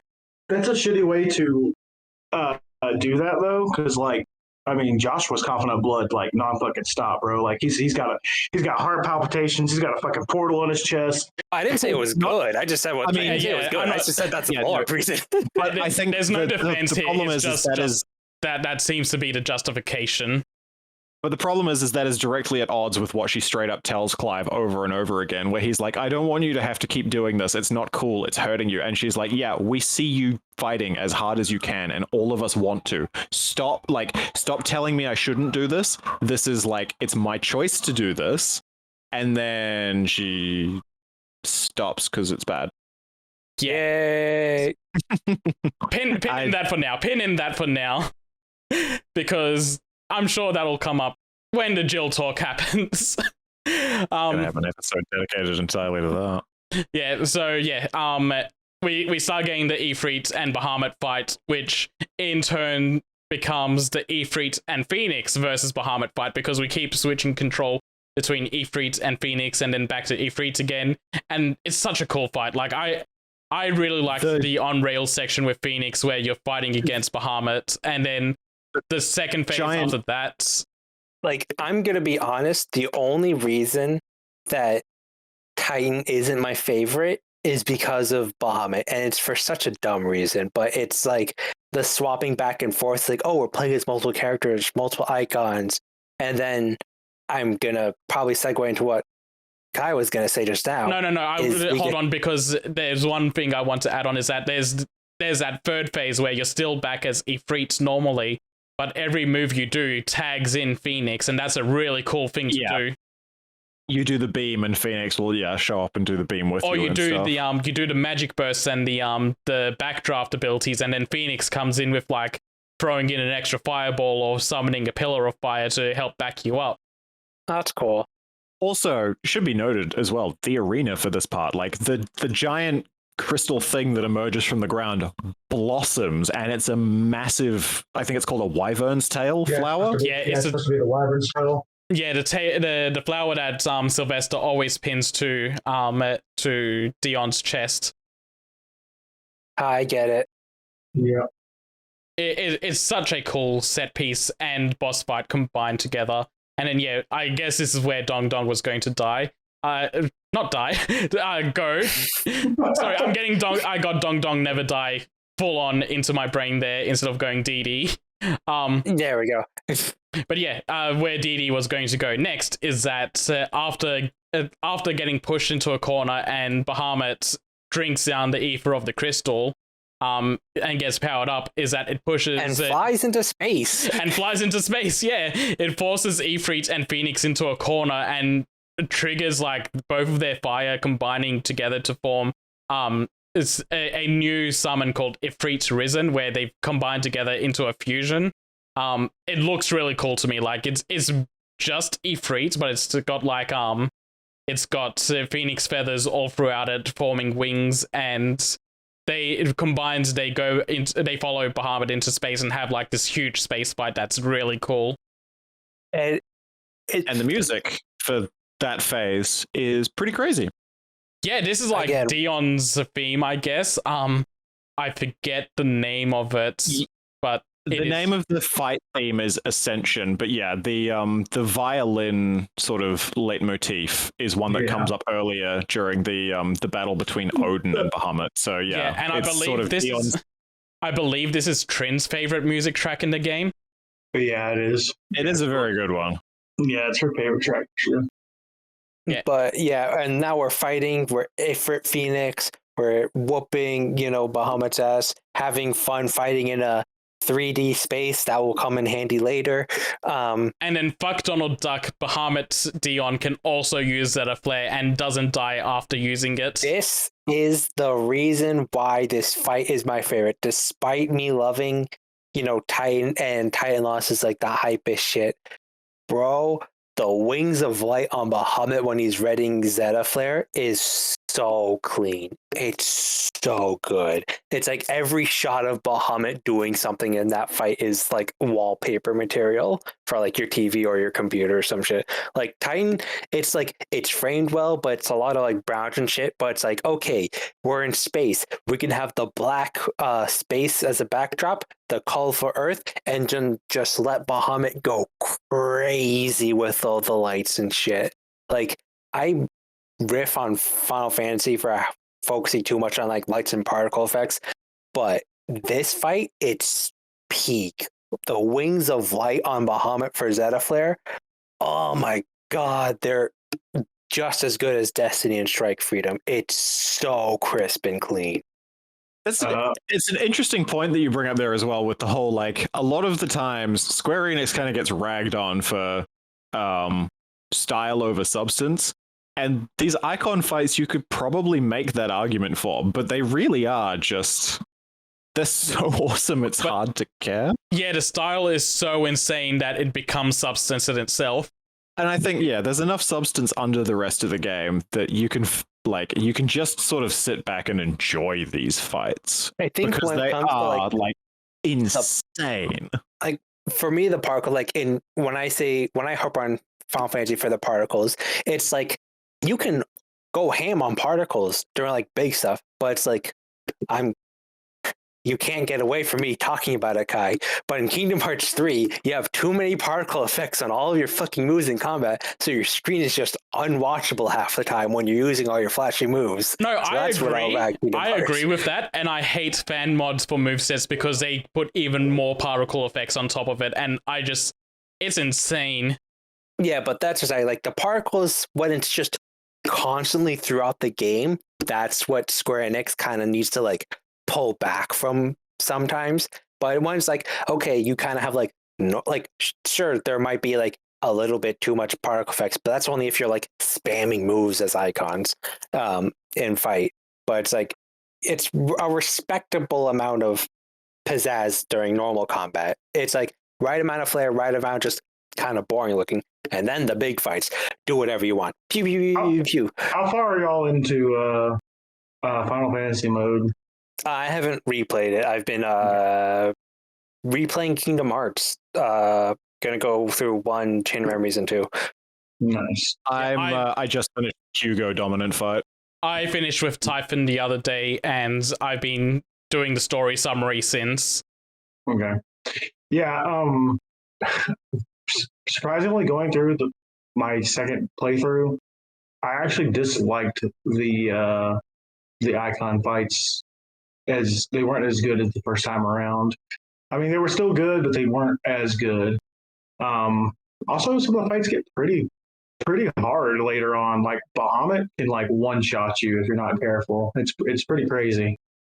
Yeah, and this kind of goes into like the whole style over substance thing, where maybe on the first playthrough there's just enough substance there that it makes up for the lack of what's going on in the icon fights, but then on a repeat playthrough it doesn't hold up as well. I'm sure she's already told you, but she can't stand the icon fights. Like Trin hates them. Yeah, I know she also really hates the Panzer Dragoon sections. Yeah, she thinks it's literally the worst part about the game and probably could have been removed. It's probably even worse on harder difficulty because it's like, oh, big spectacle. Well, big spectacle fights are supposed to be a little on the easier side, but if it's a hard difficulty, now it's like, now the big spectacle fight, it's kind of like annoying to get.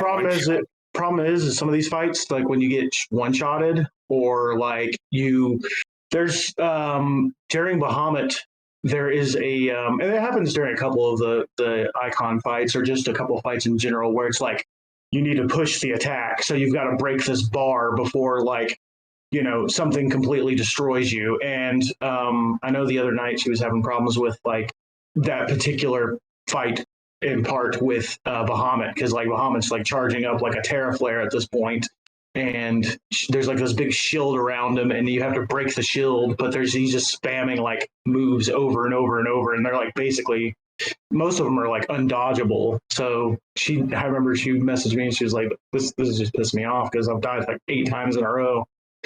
Yeah, it's rough when the DPS check also requires you to be dexterous with dodging, and if they crank up how much you have to DPS that shield, I can see that getting annoying.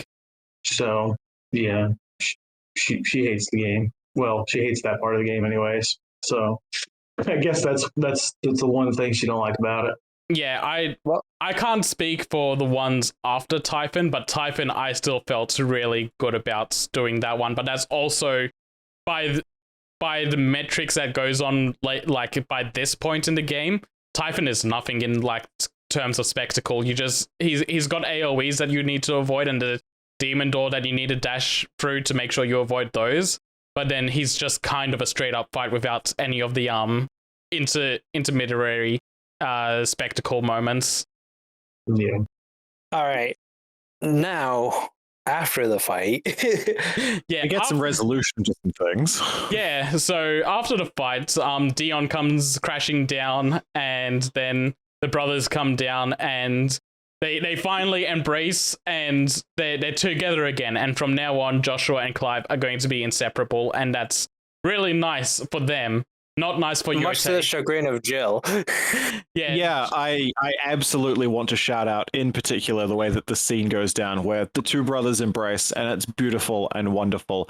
And then like after a second, they look across to the side and there's Jill, and she like clutches her hands to her chest and starts crying and then starts stepping forward. And Joshua turns towards her and kneels down to pet Torgal. Priorities, man. Torgal is important. The chain of command is the brothers, Torgal, killing Annabella, Jill. And, like immediately after that, they're just all woman at the bottom of the ladder. What could I expect from you, Joshua? I can't believe you. They're their beautiful moments. Man. She's supposed to be his sister, basically, and here he is. He treats Mid better when we get to that meeting. I mean, he treats Annabella better than Jill in this scene, man. Yeah, what's wrong with you, Joshua? True. But yeah, basically what breaks him out of that is fucking Dion like stirring. He's got blood coming down his head. He's like, oh shit. Yeah, Dion's like having visions. He looks over at Olivier and sees Ultima in his place. So chucks his spear directly at him, and Olivier dissipates like he's an Akashic, which is really weird to see, but also spurring on what's going to happen next. Because before you get to that point, remember it's at this point where we get the flash to see why. Not yet. Yeah, this is exactly what I'm going to go into next, because he throws the spear first, and then we see this. Yeah. This part's really weird as well, because it's like is Clive viewing this, or are we just getting this for narrative purposes? We're just getting it for narrative purposes. Both? That's what I'm saying it is. No, doesn't Clive see it? Because like it's right after he absorbs Bahamut. Yeah, the way that it's framed, it's kind of like right after the flashback. They're making a totally different game, and they still can't escape using the Echo to explain things they have no exactly idea. What I was thinking. It's like, how did the Echo sneak in here? Because right after the flashback ends, Joshua asks what happens, and Clive says he'll explain later, which to me signals that Clive saw the flashback. But yeah, in the flashback, we see that Olivier confronts the entire council again, and Sylvester's like, hey, call off the Dragoons, what the hell is going on? And Dion's just like, yeah, no, fuck off. Something's taken over hold, and Annabella's been roping you into all of these things and making you a worse person than what I believe you are to be.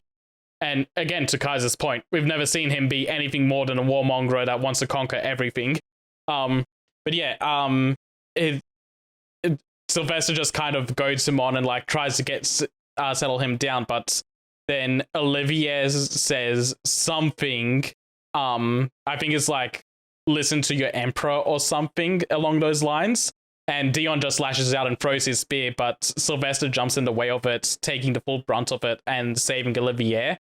And everyone starts screaming, freaking out, running away. And Olivier just calmly gets up, and his eyes start glowing blue and talking really calmly about the situation, like he knew this would happen and he's been planning it out this entire time.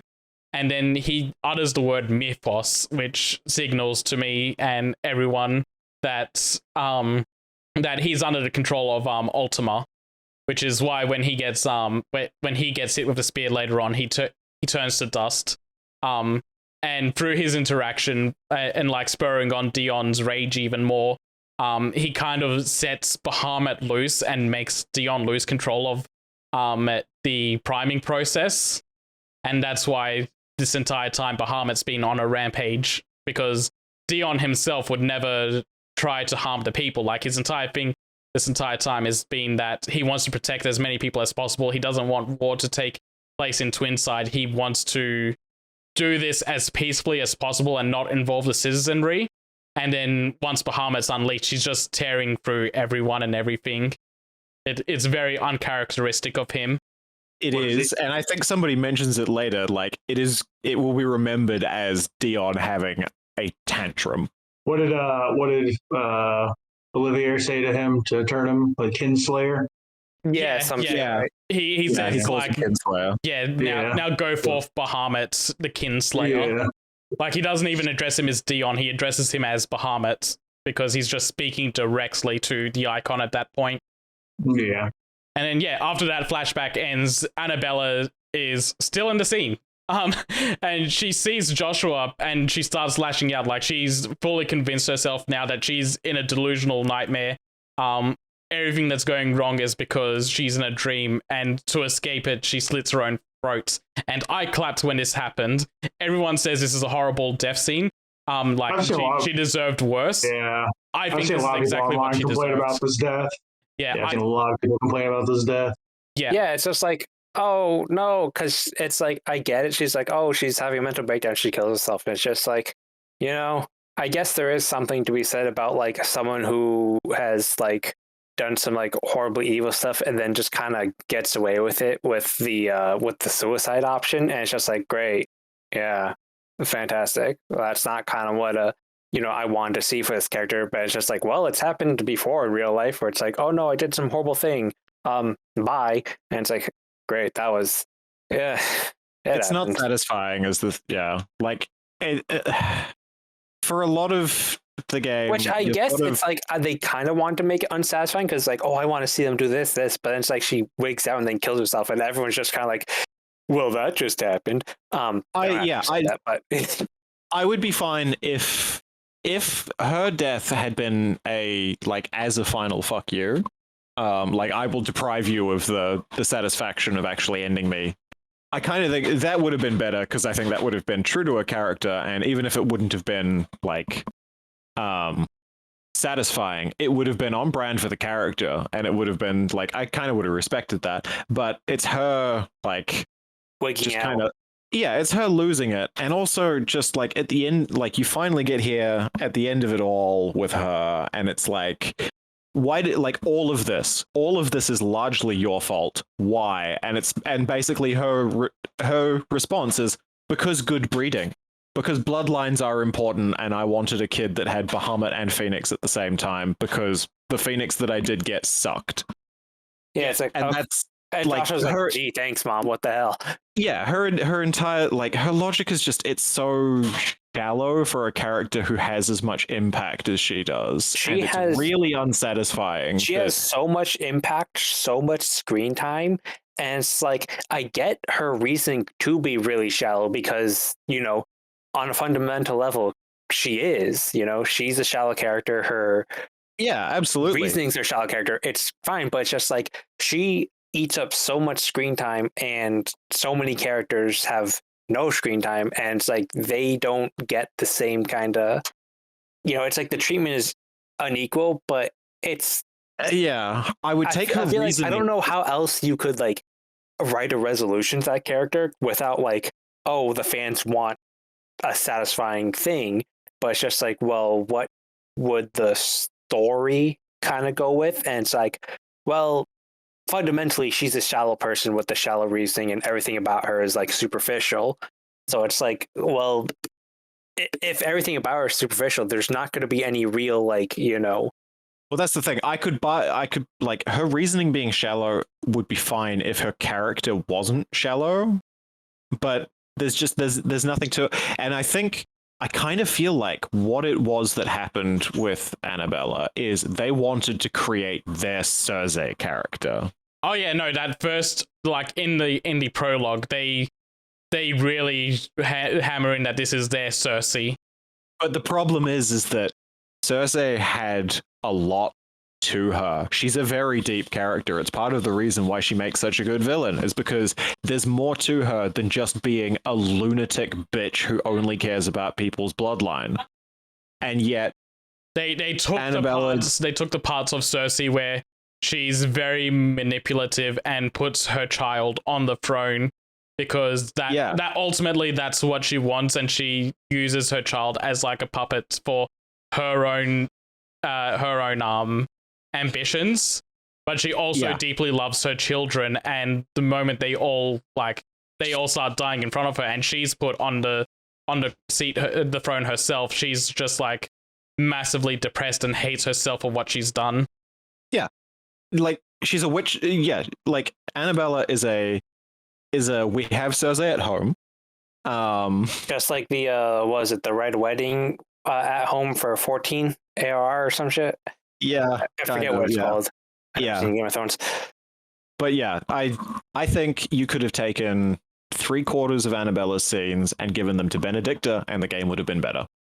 For me, I like the death because this entire time Annabella's has been like this big authoritative figure, and she's always felt in control and smug about all of her moves. She's just like, she has been like in her own world for so long and in control of everything that like once everything finally hits the fan and everything she's built crumbles around her, she's lost that control. She's just lost it essentially. Like she's had everything break down in front of her before her death scene, and she's at the point where she can't accept that this has happened. She fully convinces herself that she is in a bad dream and she needs to escape the bad dream to get back to her perfect world as soon as possible. And if she'd been a more textured character, I think it would have been an awesome way for her to go. The only time she ever showed real emotion was when Sylvester died. Yeah, even when she's going through Phoenix Gate and she's just Joshua is presumed dead, she's just like, well, yeah, she really doesn't care about that too. Yeah, you weren't meant to kill Joshua, but I guess these things happen. Yeah, when Sylvester died and when Olivia died is when the only time she actually any kind of like care for people. It's not even sadness for Sylvester dying, it's just she's scared of Dion now. Because someone's finally lashed back at her. Yeah, someone's been fucking murdered.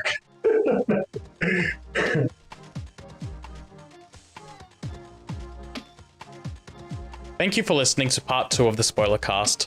The next part will be the final part where we finish talking about the story and hit on the dreaded Jill segment that has been bubbling all throughout the discussion. We'll also give our final scores and impressions of the game. I hope you'll tune in for more fun as we close out the discussion.